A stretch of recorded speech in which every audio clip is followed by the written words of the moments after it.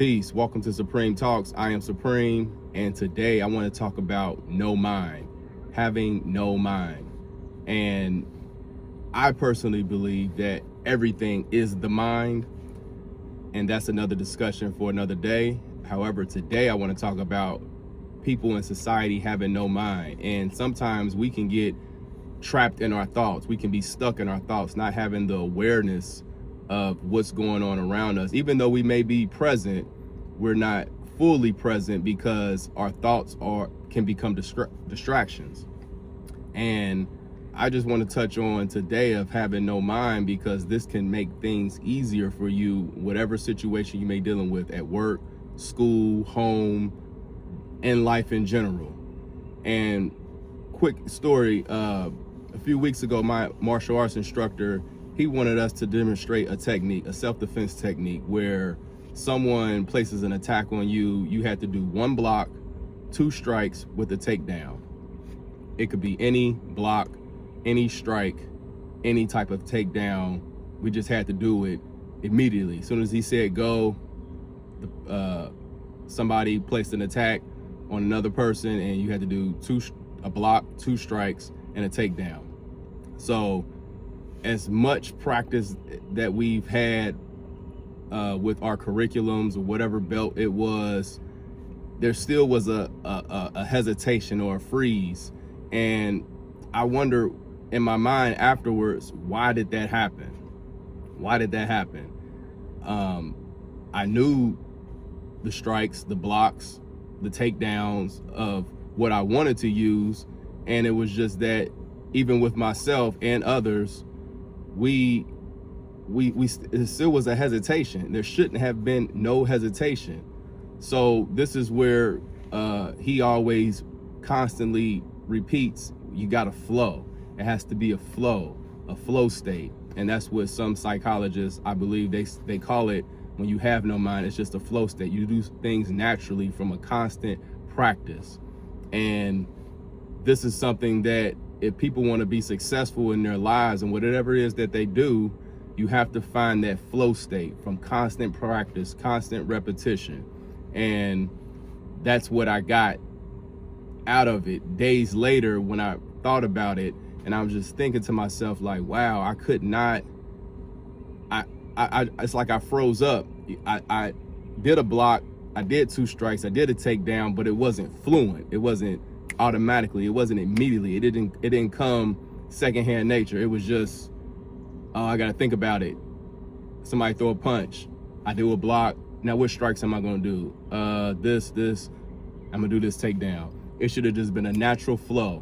So if it was in real time, if I was in a situation, I shouldn't be able to not know what to do in the moment. I have to be in the moment. In order to be in the moment, you have to have no mind, meaning that you are present through constant repetition and practice of what it is that you do. Martial arts.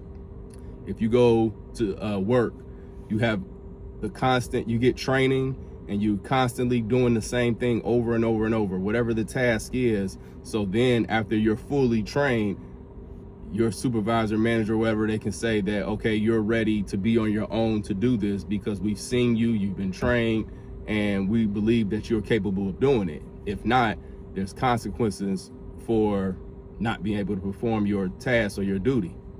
So that's what I got out of that lesson.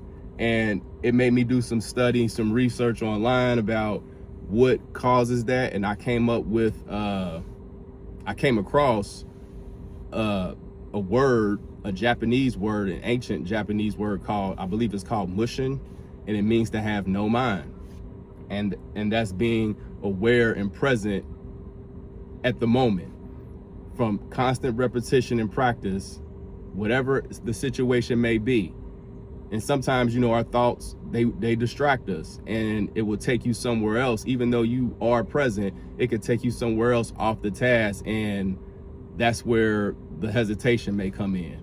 But through constant repetition and practice, especially in what I'm in, martial arts, if a situation was to happen to me in real time, I'm able to act immediately. And that's what I got from that.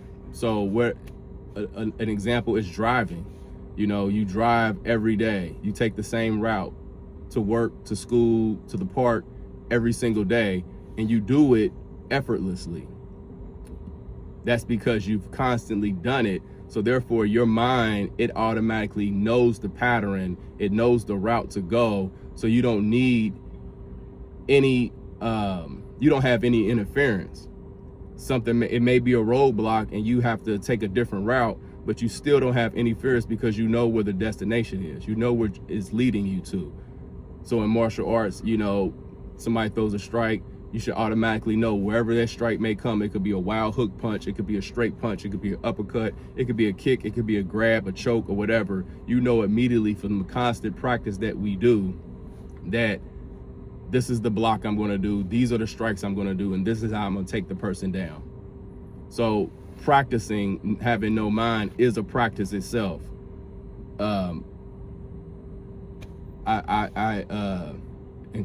would encourage people to practice this by just taking one thing that you do consistently and just think about it effortlessly and have no mind to it, so where you can see things become easier for you. The task may become easier for you.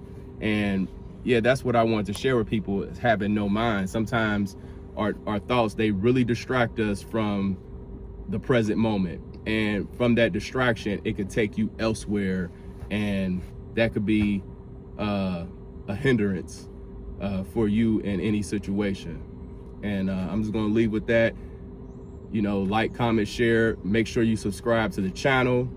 And also, after this video, go look up No Mind, Dylan, you know, I believe the word is mushin in Japanese culture, mushin, M-U-S-H-I-N, and it means to have no mind. Look it up, you know, there's videos, and, you know, you can Google it, you can use AI to figure out, you know, what it is to help you practice that study to make you become a better person.